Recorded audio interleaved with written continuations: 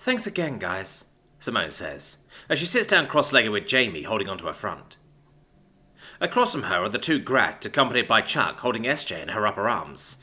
Simone can't help but reminisce over how fast the Watafling has grown since leaving their canister, originally from a ferret-sized critter to a now cat-sized toddler. Much good idea to help, Mickey assures. It's important for safety. Jamie's ears twitch curiously as he looks at the gathering of folk all staring directly at him. Gun. Burn. He warbles out to Simone. It's okay, hun. It's okay. You're just meeting somebody today, the Terran softly reassures, as she gently bounces the boy on her knee.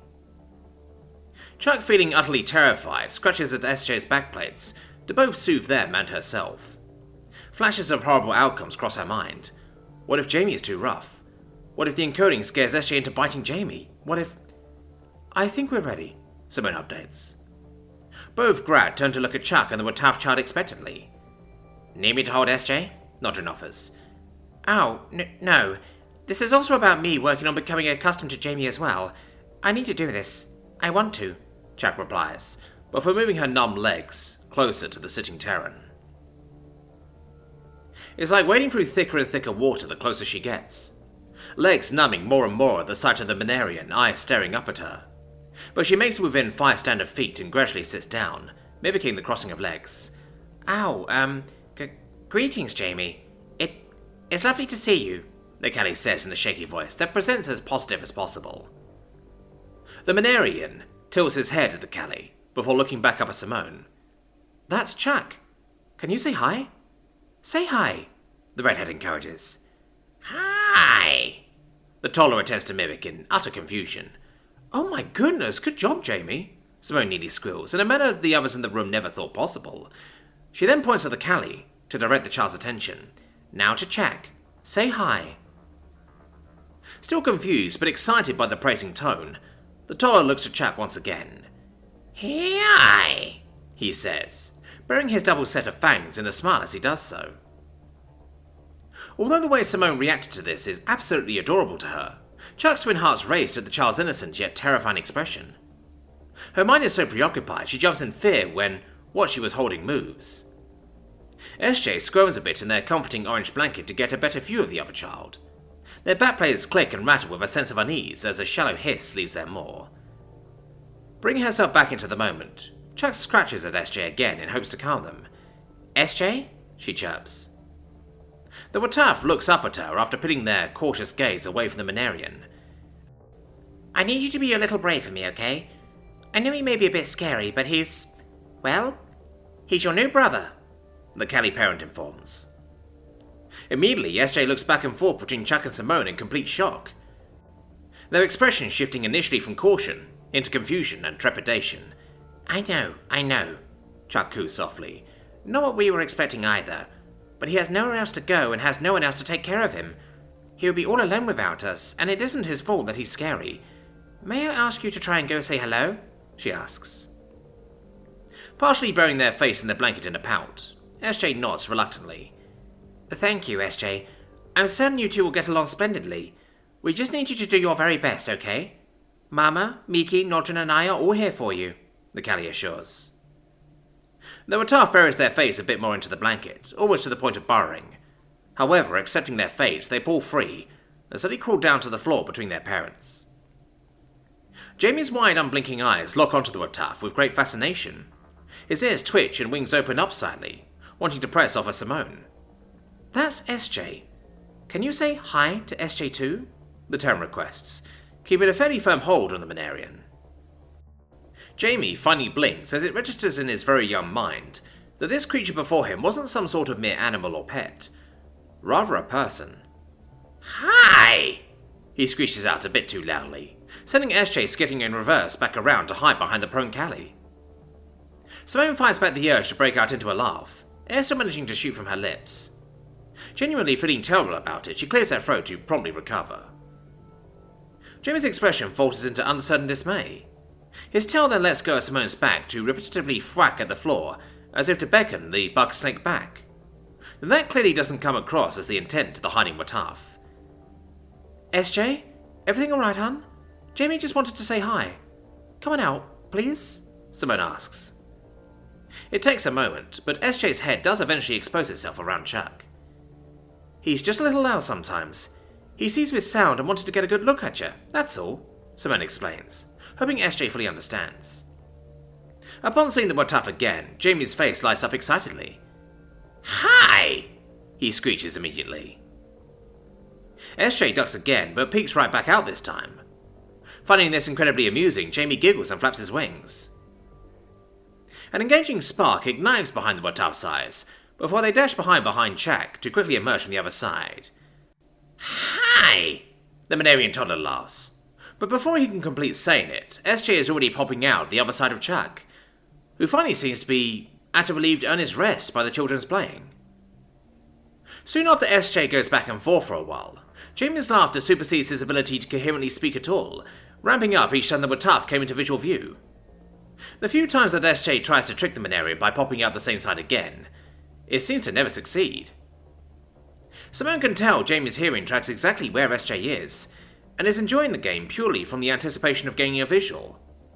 He was also making efforts to free himself to more directly engage, but the redhead holds him in place until the excitement can die down a bit. Eventually, after quite a long time of this, SJ does take an initiative to come fully around to approach. Their many legs slightly tap the solid floor. Each and every sound causes Jamie's ears to react in micro-twitches to gather every scrap of auditory information. Cautious but confident, SJ gets within arm's reach. However, it's the Monarion's tail grasper that comes around to interact. Thankfully, Jamie doesn't use it to grab or pick up SJ, instead brushing the knuckles into their side. Good job, kiddos. Great job, Simone says with a sigh of relief. Looking up at Chuck, she notices how the Callie is just as, if not more relieved, that the official first encounter has gone smoothly. The Terran nods at her with a questioning expression to ask if she wants to get up close as well. Chuck thinks for a moment, but slightly shakes her head. She's not quite ready for that yet, knowing that out of everyone in this room, children included, that she's the most physically fragile. Until they all can determine Jamie's potential strength, and teach him how to use it responsibly as he gets bigger, she decides to hold off for the time being. Though, she has no problems with what she currently sees, encoding be damned. Not eat each other, much good, Miki jests. Probably. Seven enters the med bay for an in-person visit with Dave. Greetings, Dave. How has your all-day been? All's been gravy, my dude. Thankfully the little cross goblins haven't... Wait, no. We actually have goblin people aboard. You know, the little tykes, Snako and Bato.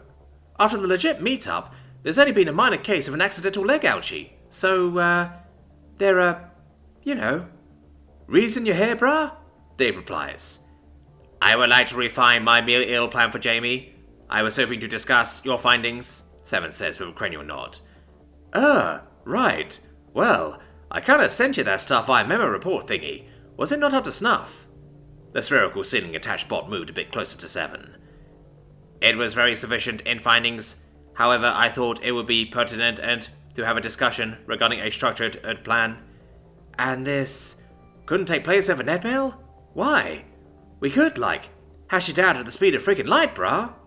True. However, I prefer a more personal manner of discussion.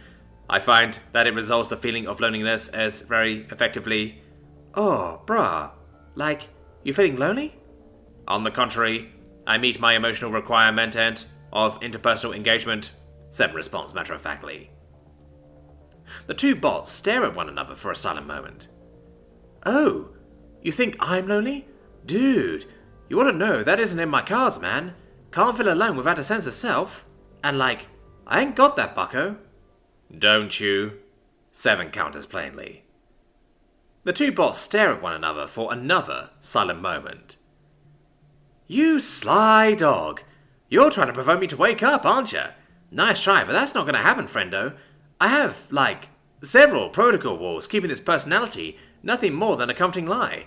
Like capitalism. Wait, I already made that joke. Like those fancy little drink umbrellas.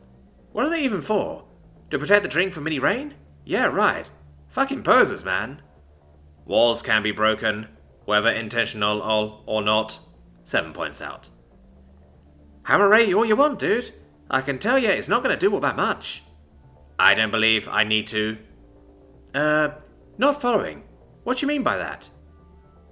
Do you ever catch yourself talking to yourself for no reason, while you're alone? 7 inquires. This third and final round of silence is the longest one yet. The multiple lights on Dave flicker, but soon get restored as normal. So, yeah. After conducting, a fuck ton of tests on Jamie while he's been aboard, then supplementing it with Simone's Mama Monarion background brain powers, I've come to the conclusion that the little dude needs more protein in his diet. A lot more. Simone pre-workout shake levels. So maybe make sick-ass shakes of his own with every meal. Like a little bastard. Don't tell Simone I said that. Allowing the conversation to progress in this direction, 7 nods. Excellent. I shall implement that into his meal plan immediately, Lee. By any chance, have you discovered potential old taste preferences? Trial and error has been the only Lee method thus far. Just one. And listen, lights up the positive bits in his little developing brain like a freaking supernova.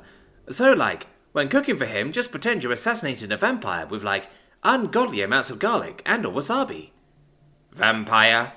7 utters, before looking up the term. Finding an expansive array of Terran folklore. Though the garlic connection is there and prevalent, the wasabi is a reach at best. Ah, I see. Thank you, Dave. Your assistance is greatly appreciated. Course. Though the point of this little visit is beyond me, I'm more than happy to entertain. 7 starts to roll on back out the medbay. I think I shall continue non-vital correspondence in this manner. I enjoy these interactions, the rolling bot announces. Whatever floats your boat, bud. Still not going to ask if I have a soul, though, Dave dismisses. 7 halts for a second in the doorway. I see you, Dave. I very much hope that one day you will see you as well, they finish, before taking their leave. After the door is shut, the spherical bot guides itself back into the standard location. As if. Ooh, what you drawing there, kiddo? Simone asks, as she peeks over to SJ, having left their dinner half-eaten, to continue drawing in the gifted notebook. SJ hisses lonely in pride, and exposes the page. Upon the page was a very angry-looking Terran cat girl, complete with stripes and a long-ass tail that fails to be even in thickness throughout its entirety. It's so good. Since when did you watch Thundercats, though? Simone mumbles, as she analyzes the drawing curiously. Her attention is broken by Jamie screeching in excitement in his own seat. With his bat-like nose flaring, he immediately twists to look at 7 as they came out of the kitchen. Terran pizza night, the bot exclaims. The pans are color-coded, Ed, for who's safe to consume. Red for Terran, Monarion and Grat, and blue for Callie, Noxie and Tromple. The bot rolls to the tables, setting down large already sliced pizzas for the crew to enjoy. They then maneuver to the Wataf. Are you finished with your dinner, SJ? 7 asks kindly. SJ looks at the platter of remaining roasted insectoids and fish, before giving the bot an answer by shaking their head in the negative. Very well. Would you like for me to heat it up again for you? 7 follows up. SJ tilts their head in guilty consideration, before slowly nodding apologetically. Don't worry, I'm more than happy to do it. I also completely understand the drive to pursue a passion in the arts after all, 7 assures, before carefully picking up the plate and carrying it back to the kitchen. As Simone sets herself down next to Jamie, she watches SJ quickly return to their drawings. She huffs in sincerity, mentally thanking Troy again for his stellar gift. The young man may make Simone feel like an Einstein, but the intuition in his heart almost never misses the mark. Ready for pizza, Jamie? Want pizza? She asks the enthralled Monarion at her side. Pizza, Jamie says, as his tail lifts up to outright grab for the entire thing on a red pan. Before he can venture too far, Simone reaches out and carefully wraps her arm around the towel to bring it back. No, not this time, kiddo, she chuckled to the boys' initial dismay. However, after 7 returns with SJ's reheated meal, they also carry a smaller pizza pan and set it down in front of Simone and SJ. Simone, who enjoys jacking up garlic in general, has to reel a bit from the pure essence that exudes from this particular pie. While Jamie's expression could only be compared to a religious experience. Chef's special, the rolling bot presents, before then setting down a thick beverage, and savoury protein supplement drink, with added garlic as well. Thanks, 7, Simone excels, as she adjusts to the fumes. Of course, I hope you enjoy it, Jamie, the bot replies, before backing away to observe the reaction. The reaction being surprising. Instead of delving into it like the previous meals, Jamie slowly rests his chin on the table and closes his eyes. His nose visibly inhales and exhales with intense calming deepness. His usually perky ears lower to a near horizontal parallel, and his tail goes limp around Simone's arm. Smiling, Simone softly drags her fingers down the back of his head in a repetitive, comforting fashion. Turning over to Seven, she mouths the words, "You nailed it, bud." Here it is. Well, most of it. There was some corrupted data that couldn't be extracted. I can give it another go, but don't get your hopes up, Devin says, as he hands over a high-end datapad to Simone. Behind her, Devin notices the Grat running around with a Wataf and Monarion. The Monarion in particular makes the loudest attention-grabbing sounds of sharp screeches. Thanks. I'll dig into this before going to bed, Simone says, holding up the pad before eyeing back to the kiddos. Things going well here? Devin inquires, seeing the Monarion toddler waddle in pursuit while madly flapping his wings. So far so good, but apparently, Monarions only need half the sleep we do, and say at that on top of a toddler's sleep tendencies, sleep's been infrequent to say the least, and he's been getting more and more clingy to me by the day, but that's what I signed up for, Simone informs with a chuckle. Well, if you need backup babysitters, Troy and Brandy will risk the airlock to get here. You always wanted kids, right? The man replies. I'll keep that in mind. And yeah, never thought I would though, for a lot of reasons, the redhead admits. I think you'll do alright, Devin farewells, with a pat on the side of Simone's arm. See you when we make it back to the Dead Rock. See ya, Simone agrees, as she looks to what she holds. That night, as SJ and Jamie watch children's animated media together at the end of the bed, Simone connects her lens to the datapad for easier reading. Reclining back on a tower of pillows, she releases a preparatory breath. Thankfully, the visual aspects of the cartoons are enough to fascinate Jamie, even though he couldn't understand exactly what was going on. But it is a toddler's learning show that Chuck recommended, so maybe he gets more than she suspects. Getting a bit distracted, and stalling, Simone watches her two kids bundle up next to each other, as they remain fixated by the colourfully goofy media. Although letting her kids stay up to watch something like this would usually be a concern, it grants her Terran body the time to catch up a bit on sleep. Otherwise, Jamie would constantly wake her for attention. She's also glad SJ is proving that the encoding isn't an end-all be-all, that perhaps Jamie does have a chance to find his place when she's no longer around. Even being given a glimmer of that hope is a profound weight off her shoulders. Her head now in a better place, she starts to read. And read. And read. And read. By the time she decides to wrap up for the time being with what she learned, she suddenly gets out of bed. So much for getting sleep. Though the two kiddos were already snoozing, showing that she had been at it for quite a few hours. Though as she never gets to her door, Jamie shifts with his ears twitching. "Ma'am," he groans, having noticed her. Tears. The happiest of tears leak from the Terran's emerald eyes as she leans down to kiss the boy's forehead. "Mama's going to be right back, sweetheart. Right back," she promises, with nearly no voice at all. Satisfied, she is allowed to leave without further protest. She makes her way to the mess hall to pour herself a hot caffeinated beverage, sits down, and processes everything she now knows. Though she's not alone, a curious Seven leaves the kitchen, generally surprised to see the Terran all by her lonesome at this time. "Need a late-night snack?" they ask pleasantly. "No, thanks, Seven," Simone says in a shallow voice. Noting the drained and almost defeated tone in her voice, Seven rolls on up to accompany her.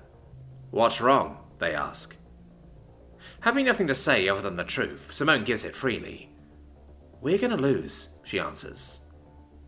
Seven processes that, only more curious. "May you elaborate? I understand and our chances of stopping Harkon and dethroning the Cali King are not high, but you've managed Edge to do incredible feats towards that end goal," Seven points out. Simone shakes her head. "They are coming, and when they do, they're gonna win," she says. "The Monarions?" Seven guesses. "Bingo," the redhead confirms. "What makes you so certain of that?" "Their fleets? 10,000 years ago, they had fleets twice the size of all Central had. By their own predictions, By this point, their fleets are now 100 times that size. Back then, they had city ships the size of moons, planet eradicator weapons and warships that would put the finest Terran vessel today to shame. Then, why wait? Where even are these massive air fleets? 7 questions. Not because of doubt, but in need of clarity. They literally encircle the entire galaxy. No planets, very few stars. They're just waiting outside charted space. The Monarions don't want to destroy us, 7. They don't even want a real war. They want to dominate and rule us. All in one long clean sweep. They will conquer. And there's no way in feasible hell that this galaxy is prepared to fend them off in any capacity. It's too late. Even if we warned every nation and they believed us, in the end it won't be enough, Simone replies, having yet to touch her drink. I still don't understand.